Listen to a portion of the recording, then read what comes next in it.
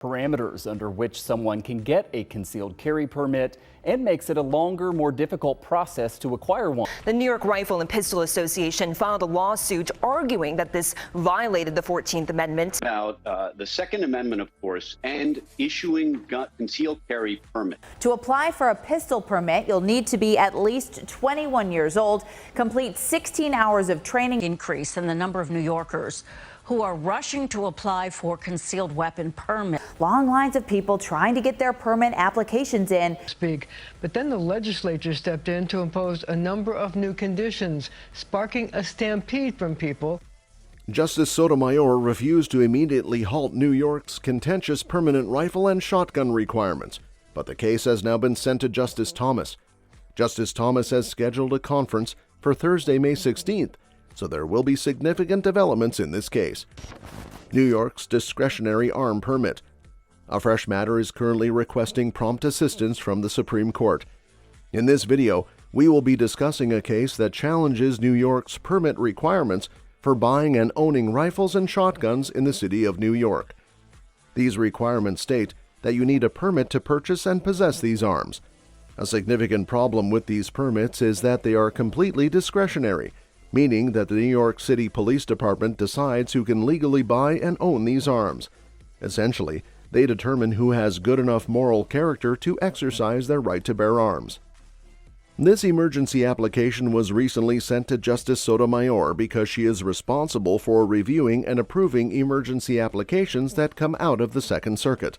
However, she decided to deny the emergency application and essentially kick the case. Under the Supreme Court's rules, this means that the plaintiffs could resubmit their emergency application to any of the justices. Recently, they submitted a new application to Justice Thomas. Justice Thomas approved the application and then sent it to the full court for conference and consideration, which is set to happen on Thursday, May 16th. Considering that the court will be taking into consideration this matter, this is a significant development in this court case. Parameters under which someone can get a concealed carry permit and makes it a longer, more difficult process to acquire one. The New York Rifle and Pistol Association filed a lawsuit arguing that this violated the 14th Amendment. About the Second Amendment, of course, and issuing concealed carry permit. To apply for a pistol permit, you'll need to be at least 21 years old, complete 16 hours of training. The issue includes a permit structure that clearly contradicts the decision that the Supreme Court made in the case of New York State Rifle and Pistol Association versus Bruin, which was just recently handed down. A comparable application process that was entirely discretionary was ruled unconstitutional by the Supreme Court in the Bruin case, according to the plaintiff's argument. According to the decision that was made by the Supreme Court in the case of Bruin, there was no historical support for may-issue license permits. In a similar vein, the plaintiffs in the case allege that there is no historical foundation for a purchase and possession permit, identical to the one that is currently in effect in New York City. Increase in the number of New Yorkers who are rushing to apply for concealed weapon permits. Long lines of people trying to get their permit applications in. Gun owners who are challenging century-old restrictions on carrying a concealed handgun in public. Gun laws in 40 of these states are still in place based on the decision. Not good enough. In the case of Bruin, Justice Thomas, writing for the court, determined that the proper cause requirement that was in place in New York was not valid. It was stated by him that the court has decided that the requirement of proper cause in New York violates the 14th Amendment because it prevents law-abiding persons who have regular self-defense needs from exercising their right under the Second Amendment to keep and bear arms in public for the purpose of carrying them for self-defense. After that, he went on to say that it is the responsibility of the respondents to demonstrate that the requirement of proper cause in New York is in line with the historical tradition of arm regulation that has been developed throughout the nation. But then the legislature stepped in to impose a number of new conditions, sparking a stampede from people. State lawmakers have made New York State's gun laws some of the strictest in the entire country. Disappointed in the Supreme Court gun decision. There is one little bit of solace. Supreme Court ruling that determined New York's concealed carry gun laws were unconstitutional. Respondents will only be able to demonstrate that the pre-existing right that is codified in the Second Amendment and made available to the states by the 14th Amendment does not protect the petitioner's planned course of behavior if they are willing to bear the burden of proving that it does not. That's the backdrop of the Bruen decision, which rejected a similar proper cause standard and a similar finding of good moral character in this whole discretionary process about who gets to exercise their Second Amendment rights. In this case, the plaintiffs are using the Bruen case to again attack the good moral character requirement included in this application process. The case was brought by the plaintiff Joseph Straw, who is challenging the constitutionality of New York City's discretionary licensing scheme for the purchase and possession of rifles and shotguns. On review, the district court granted a permanent injunction against a provision of that licensing scheme that required individuals to prove they were of good moral character.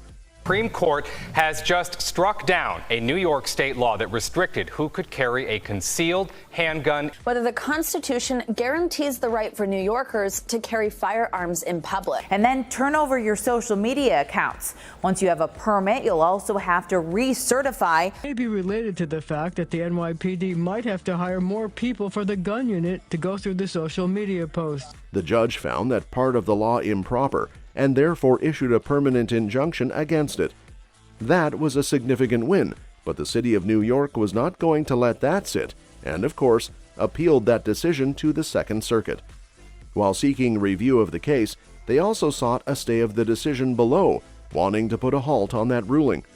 The city of New York had asked the Supreme Court to remove the Second Circuit Court's stay in an emergency by filing an emergency application to grant a stay. To put it simply, this would enable the removal of the good moral character requirement while the appeal is being reviewed by the Second Circuit. The plaintiffs argue that they have a good chance of winning their appeal based on its merits, and that the Supreme Court should eliminate the stay because of that. Carry permit, they must go through firearms training and an in-person interview, as well as a social media review. Your right to own a gun can also be restricted. The Supreme Court struck down New York's requirement that legal gun owners demonstrate proper cause or a need. This all centers around an NRA challenge to a century-old New York state law. Permit requirements. The plaintiffs argued that the Second Circuit's reliance on Anton's decision in the CCIA case, which deals with concealed carry licenses, is misplaced. The plaintiffs point out that the Antons case is not binding on this appeal, as it involves a preliminary injunction, not a permanent injunction, and it's not a decision on the merits. Additionally, Anton's analysis is confined to handguns and does not involve the licensing of long arms and shotguns, making it a different issue altogether. The Anton's case deals specifically with concealed carry laws, but the Second Circuit has asserted that Anton's analysis is determinative for all similar application processes. They are trying to use Anton's decision to halt other cases and reviews. The reading of the Bruen decision that the Second Circuit Court of Appeals offers is a significant problem with the court's reliance on the Anton's case. In Anton's case, the Second Circuit Court of Appeals essentially stated that the Bruen doctrine is only applicable to unique regulations. It was argued by them that they were exempt from reviewing some matters under Bruen since they were under Anton's. Similar to the previous argument, they are attempting to argue that Bruen does not exclusively apply to these circumstances because they are distinct from one another. They contend that Bruen was about extraordinary regulations, and since the Antons and the current cases are not exceptional, Bruen does not apply to the situation under consideration. According to the plaintiffs, this is a significant mistake that the Supreme Court ought to rectify as soon as possible. That you are of good moral character, then you'd have to give up all of your current and past social media accounts. Now, digging into this ruling a little bit more, New York had a gun control law that is more than a century old. The Second Amendment has barely been touched by the Supreme Court in the last 20 years. Conditions like having to turn over 3 years of social media posts to prove that they deserve a permit. It was submitted to Justice Sonia Sotomayor, who is in charge of considering emergency petitions from the Second Circuit, that an emergency application was submitted. On the 4th of April, Justice Sotomayor rejected the emergency application that was submitted in this dispute.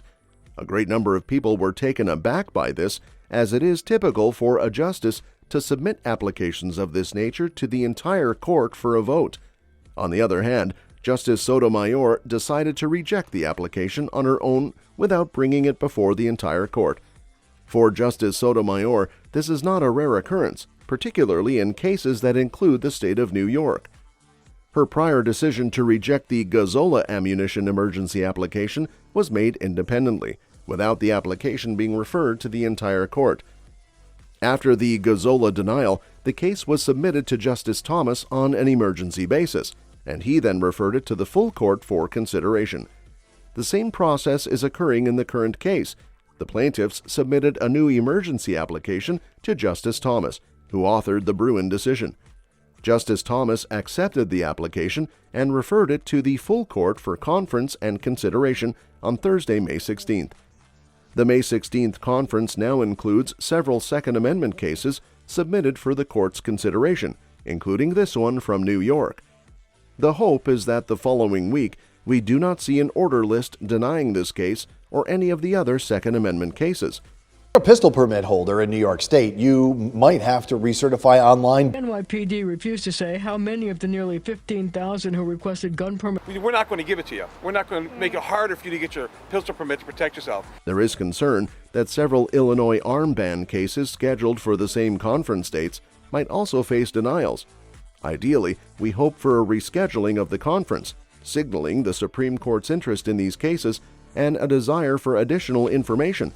An outright granting of review would be significant, but it's more likely that the cases will be rescheduled a few times. The main concern is avoiding outright denials. In summary, the important case has been resubmitted to Justice Thomas, who has sent it to the full court for conference. It will be considered on May 16th, and any further developments will be closely monitored. That's all for this video, folks. See you next time.